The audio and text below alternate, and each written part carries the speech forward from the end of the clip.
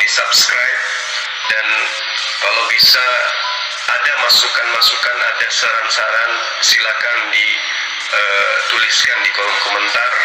Insya Allah semua yang kita lakukan akan bernilai ibadah di sisi Allah. Sekarang Tuhannya Yesus ada berapa? Iya Bapak. Ya, ada berapa Tuhannya Yesus?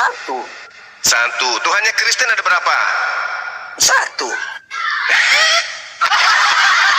Yesus Tuhan.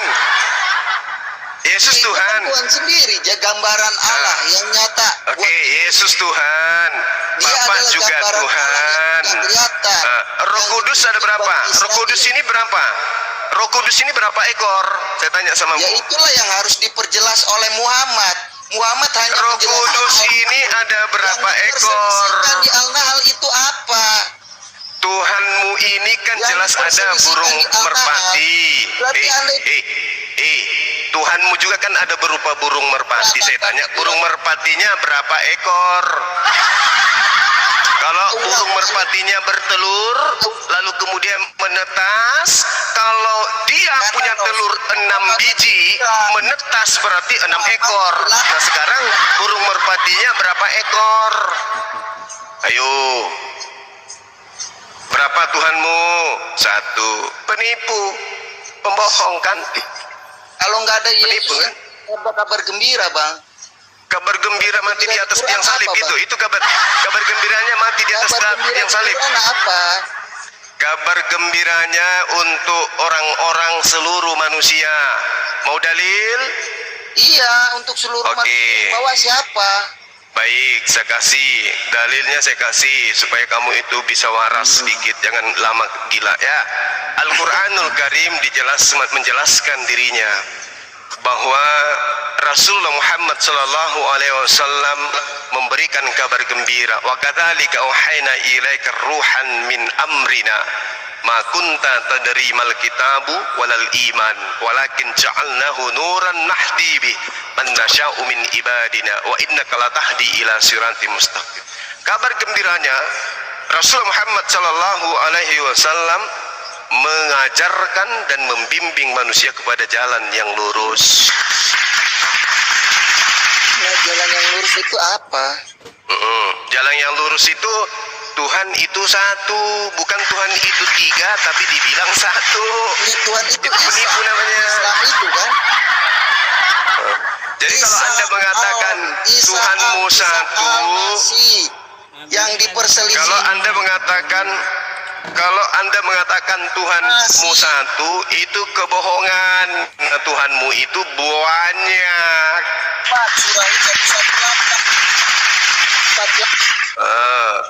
Sekarang kalau Yesus itu Tuhan, Yesus punya sepupu bernama Yahya atau Yohanes. Sepupu dari Tuhan pasti Tuhan. Kemudian dia punya tante namanya Elizabeth. Tante daripada Tuhan kamu itu pasti juga Tuhan. Kemudian Tuhanmu juga punya om namanya Zakaria. Omnya Tuhan pasti juga Tuhan. Oke, ada lagi ponakan-ponakannya, ada lagi kemudian saudara-saudara sekandungnya seperti Yudas, Simon. Itu semua Tuhan. Nah, jadi kalau Tuhan itu punya silsilah, berarti Tuhanmu punya rumpun keluarga. Dengan demikian, bohong kalau Anda mengatakan Tuhan Anda itu satu. Karena Tuhan Anda punya keluarga, rumpun keluarga, punya RT, punya RW, punya desa, punya kecamatan, punya ibu kota, dan seterusnya. Ya, Tuhanmu berasal dari kota Nazaret. Di Nazaret dia punya ibu, dia punya ayah, dia punya sepupu, dia punya tante. Sedikit lagi Tuhanmu arisan.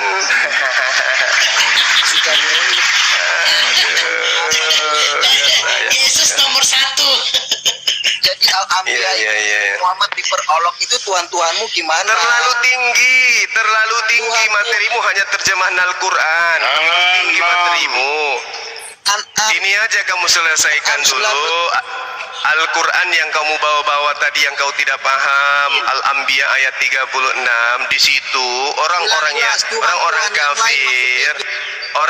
kafir di situ berbicara kepada sesamanya orang kafir, apakah Nabi Muhammad ini yang telah mencela Tuhanmu? Kenapa orang-orang kafir mengatakan mencela Tuhanmu? Karena memang kafir Tuhannya banyak. Sekarang terbuktikan ada Tuhan Bapa, ada Tuhan Anak, ada juga Tuhan burung merpati. Bertelurlah burung merpati, telurnya ada 6, 6-nya sama-sama menetas. Burung merpati punya ini diskusi atau nyanyi? Ini juga semua ini. Apa-apaan kau itu semua orang diskusi kau malah nyanyi. Rambo anga dia. Kau itu Rambo anga, Rambo anga. Semalam pelagamu. Diam Rambo anga. Kau nyanyi atau kau mau diskusi? Rambo anga, kiper. Sendiri. Burung merpati turun dari kandang, lalu dia menetas. Nyamuk dia. Kenapa Rambuanga? Saya masih di sini baik-baik Rambuanga. Jangan makan rambang saja kau ya, jangan makan rambang kau. Kita mau diskusi baik-baik Rambuanga. Itu tadi temannya saudara saya Pak Kande Polok ya datang di sini membahas Al-Quran surah Al-Anbiya ayat 36. Jadi saya Kau tanya, juga punya bahasa Pakan Dipolo. Kau juga tuh sudah sopan kau bicara itu Pakan Dipolo. Apa itu Pakan Dipolo? Mas saya Apa itu tanya, maksudmu? lah kalian kan suka makan pantat amabi, benar nggak? Mana sih?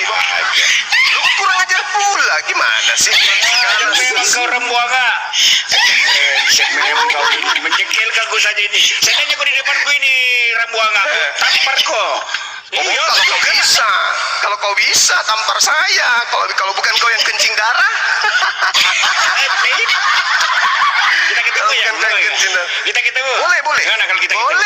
Boleh. Ya, Di mana kita boleh, ketemu? boleh. Di mana? Ya terserah. Saya di Makassar, saya di Sudiang. Ya Kau sama di mana? kita saja di Makassar, Rambuanga. Ya udah kita ketemu.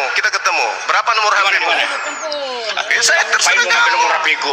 Bilang aja Iya, di mana katanya mau tempatnya. ketemu. Jam berapa? Katanya mau Bilang ketemu. aja tempatnya di mana? Di mana tempatnya? Oke, ketemu di Sudiang gimana? Ketemu di Sudiang. Di depan BPS. Luas Di depan Rambuanga, BPS. Di depan BPS Sudiang ada Alfamart di situ. Gimana? Saya tunggu kau. Gimana? Gak usah di sini, yang kenapa aja? Kalau di situ saja berintis kemerdekaan. Woi, di situ Indomaret, di depan Indomaret. Diperintis situ, diperintis ya. Indomaret sana berintis ya. Rambuanga. Kamu minta ketemu sama Bang Zuma, tak kasih tempat di depan BPS Sudiang. Di situ ada Alfamart. Biar ku buat gigimu rontok semua. Sombong sekali kau ya, sombong sekali merontokkan gigi gua ya. Benar-benar. Lah, gigimu kan gigi palsu. Bagaimana gak rontok? Tinggal ku tiup saja. Nah, gigimu jatuh. Gigi Rambuanga. justru kau yang gigi palsu Rambuanga. Coba kau bilang huruf S. S. Kenapa S? Kurang ajar. Rambuanga pakai gigi palsu. Giginya terbuat dari belerang. Aduh, lucu. Jadi begini Rambuanga, itu temanmu tadi datang ke sini menghujat Rasulullah, dikatakan Rasulullah memiliki banyak Ada usah, Tuhan. kenapa dibawa-bawa lagi ke situ? Saya datang ke sini mau bertanya, saya mau uji kepintar. Saya mau uji apakah kau paham? Rambuanga. Saya mau bertanya, Rambuanga. Rambuanga, teman kamu ini tadi masuk ke sini, dia membahas Anbiya. Jadi Ada usah, kenapa kamu harus bicara sampai sama saya? Apa hubungannya dengan saya? Itu kan hubungannya dengan saya? sama-sama Rambuanga. penyembah Yudas. Kan gitu. Kasihan kau ini. Kamu sama temanmu tadi sama-sama penyembah burung merpati. Kok kayak gitu sih? Kamu enggak menerima Tuhanmu burung merpati? Sekarang saya mau tanya aja, kenapa saya mau tanya sama kamu ini? Rambuana. Sekarang kau buka Quran surah Al-Mutaffifin. Coba kau. Wah, Ayat 13. Kau buka lalu kau bacakan. Ya kau bacalah. Kau baca. Kau baca itu Quranmu itu Kamu kau baca. yang bawa. Saya kalau membahas tentang Bible, buku dari Yunani itu saya yang baca. Sekarang kau membawa Al-Quran, ya kau bacalah. Oke, saya bacakan dalam terjemahannya. Oke. Oh, bukan Al-Quran itu berarti. Itu bukan Al-Quran, maksudnya terjemahannya. Oh, jadi kalau ada terjemahan tidak layak ya? Oh, bukan Al-Quran itu. Makanya kau jangan rambuanga. Kau harus rambo akal. Akalmu yang harus jadi rambo, jangan mulutmu. Mulutmu aja yang kayak Rambo sakti, tapi cuma bisa ngomong, otak nggak berfungsi. Saya diskusi sama orang sakit ini atau orang sehat? Dasar Orang sehat kok? Kamu ini sehat kah? Kamu sehat nggak? Dangi, dengarkan saya. Kalau Anda membahas terjemahan, itu bukan firman Tuhan. Terjemahan itu bahasa manusia. Dasar dompala pemakan anus. Dasar tetanus kau tetanus. Awas giginya jatuh. Awas giginya jatuh, Pak. Jadi, oke. Ngomong saya enak perutnya. Sekarang kau jelaskan ini Al-Quranmu ini di Apa itu? di Al-Mutaffifin. Coba ini ke bawah Al-Quran itu ternyata dongeng-dongeng yang ditulis. Oh, dongeng. Oh gitu. Ya, dongeng. Iya, dongeng. Oke, mari kita bahas. Sekarang ya. kau jelaskan Al-Quran. Oke, baik. Kau jelaskan. Kita bahas. Al-Quran dongeng, ayat berapa? dongeng. Ayat berapa? Dongeng. Ayat 13 dongeng. Ayat 13 3. Oke, baik. Dengarkan saya Rambuanga ya. Jadi kemudian ketika kita membahas Al-Quranul Karim, maka kita harus mengerti untuk membaca, itu minimal untuk memahami Quran. Tidak ada umat Islam kemudian yang memahami Al-Quran tanpa bisa membaca. Paham? Kecuali diberikan penjelasan oleh pakar Al-Quranul Karim kepada mereka. Nah sekarang ketika dikatakan wa ma yukassibu bihi illa kullu Garambang, bukan itu bacanya Garambang, Isa Tuala. Garambang. Dengar dulu. Garambang. Wa ma yukassibu bihi illa kullu mu'tadin atim. Dan tidak ada yang mendustakannya pada hari pembalasan kecuali setiap orang yang melampaui batas dan berdosa. Lalu Allah mengatakan apa? Iza tutla alaihi ayatuna qala asatirul awwalin. Yang apabila dibacakan kepada mereka ayat-ayat kami, mereka orang-orang kafir laknatullah si Rambuanga akan berkata, itu adalah dongeng orang-orang terdahulu. Jadi yang mengatakan bahwa Al-Quran itu adalah dongeng orang-orang terdahulu adalah si Rambuanga yang otaknya tidak berfungsi. Makanya dikatakan ayat selanjutnya kalabal, sekali-kali tidak. Bahkan apa yang mereka kerjakan itu telah menutupi hati mereka. Apa yang mereka kerjakan? Menyembah burung merpati. Apa yang mereka kerjakan? Menyembah anak Maria. Apa yang mereka kerjakan? Menyembah roh bertanduk 7 dan bermata 7. Makanya Allah mengatakan kalabal rana ala qulubihim ma kanu yaksibun. Sekali-kali tidak. Bahkan apa yang mereka kerjakan itu telah menutupi hati mereka. Kala. Allah kemudian mengulangi. Kala. Sekali-kali tidak. Innahum rabbihim yawma izil lamahjubun. Sesungguhnya mereka pada hari itu benar-benar terhalang dari melihat Tuhannya. Summa innahum lasalul jahim. Kemudian sesungguhnya mereka benar-benar masuk ke dalam api neraka. Masih mau datang besok. Garambang. Ya ternyata ternyata kau asal-asal bocor saja ngomongmu. Jadi sahabat-sahabat sekalian, berbahasa Arab Latin ternyata kegerambang. Ketika kemudian orang ini si Rambuanga ini, jadi Rambuanga itu artinya sakti di mulut. Jadi mulutnya itu sakti, keluar-keluar seperti apa? Seperti rambu. Tapi otak tidak berfungsi. Itulah yang disebut Rambuanga. Dan sekarang kita lihat, dia membawa Al-Quran surah Al-Mutaffifin. Dia membahas iza tutla alaihi ayatuna. Yang apabila dibacakan kepada ayat-ayat kami. Ini sebelum ayat ini Allah mengatakan wa ma yukazzibu bihi illa kullu ma'tadin athim, dan tidak ada yang mendustakannya pada hari pembalasan illa kecuali kullu ma'tadin athim, yaitu setiap orang yang melampaui batas dan berdosa. Siapa mereka? Kristen. Kristen kalau dibacakan Al-Quran dia mengatakan dongeng. Kenapa demikian? Karena mereka melampaui batas, karena mereka itu adalah berdosa. Maka Allah menerangkan iza tutla alaihi ayatuna, apabila mereka orang-orang kafir ini dibacakan ayat-ayat Al-Quran kepada mereka, mereka berkata qala asatirul awwalin, itu adalah dongeng orang-orang dahulu. Jadi orang-orang yang dibacakan Al-Quran, orang-orang yang dibacakan Al-Quran, mereka mengatakan Al-Quran itu dongeng. Tapi apa kata Allah? Kalla bal, sekali-kali bukan dongeng. Memang dongeng. Memang dongeng. Makanu yaksibun. Tafsirnya. Bahkan apa yang mereka kerjakan itu telah menutupi hati mereka. Kalla dongeng. Allah kemudian mengulang. Sekali-kali tidak. Innahum ar-rabbihim yawma idzil lamahjubun. Sesungguhnya mereka orang-orang kafir si Rambuanga ini pada hari-hari terakhir, kemudian pada hari itu benar-benar terhalang dari melihat Tuhan. Summa innahum asalul jahim. Sesungguhnya si Rambuanga kemudian akan masuk benar-benar ke dalam api neraka. Ini ayat. Oke, sudah kau berhenti. Ayat 16-nya mengatakan, jangan kau ngomong terus. Ayat 16-nya mengatakan summa innahum lasalul jahim.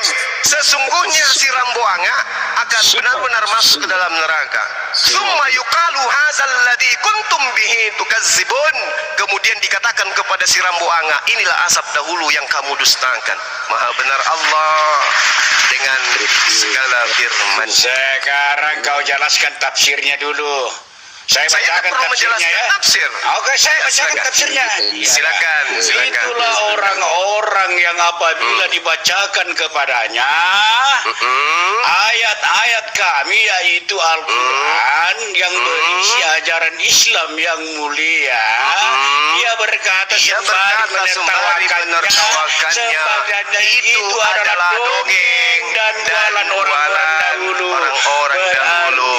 Isa Al-Masih, orang-orang kafir adalah dongeng-dongeng dari umat Israel yang membuat Injil Thomas dan Injil Yesus kecil. Itulah dongeng-dongeng yang diadopsi Al-Quran. Kemudian juga salah satu adalah penidur, 7 penidur di gua Efesus. Bahwa 7 penidur itu adalah dongeng-dongeng Yahudi yang diadopsi Al-Quran di Al-Kahfi. Apanya lagi yang kamu bela-bela?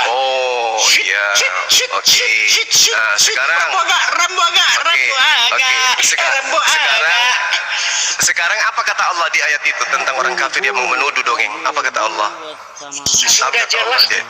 Kok sudah jelas? Saya katakan kepada saudara, apa kata Allah terhadap orang yang menuduh bahwa Al-Quran itu dongeng? Baca ayat 14-nya, baca ayat 15-nya, baca ayat 16-nya.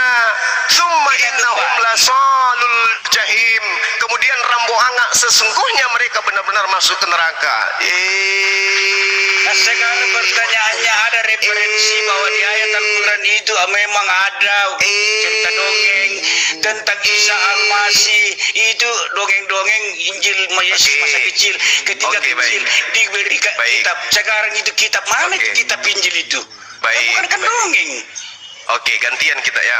Al-Quranul Karim menerangkan Nabi Isa alaihissalam lahir di bawah pohon kurma.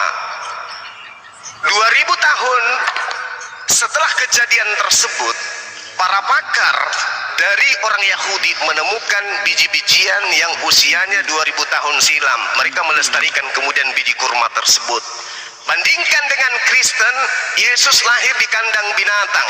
Tolong, siapa ilmuwan yang menemukan sisa-sisa kandang tersebut?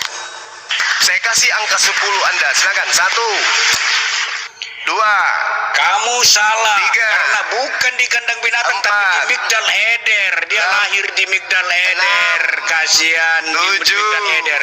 Weh, 8. bukan di pohon korma. Kasihan Rambuanga. Ya, Yesus sekarang lahir kita di Migdal Eder. sekarang kita lihat ya Loh, teman-teman. di mana Sekarang kita lihat. Bethlehem ada pernah pohon korma? Tidak ada bukti arkeologi bahwa Bethlehem itu pernah ada pohon korma Rambuanga. Oke, baik. Rambuanga lah. Baik teman-teman, kita baca ya, kita ajari si Rambuanga ini si gigi palsu ya. Bagaimana kemudian bahwasanya Yesus itu benar-benar lahir di pohon kurma. Kita lihat dalilnya di mana, dan kita lihat apa yang diterangkan di dalam Lukas 2 nomor 7 nomor 12. Di situ ada kata Migdal Eder. Migdal Eder itu sama dengan kawanan domba, atau Yesus lahir di kandang domba di Bethlehem. Oke?